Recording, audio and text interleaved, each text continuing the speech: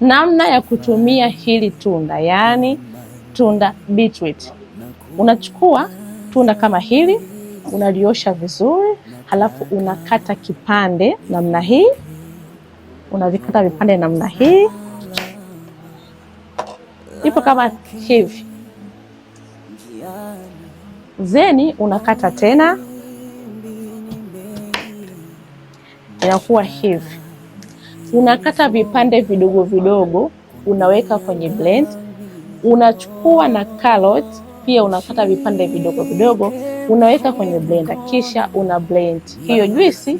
Baada ya blend unaichuja vizuri kabisa, halafu unaweka kwenye kikombe ambapo utakuwa unatumia asubuhi glasi moja na jioni glasi moja, kabla haujala chochote kile, yani kabla haujatumia chochote kile mdomoni mwako.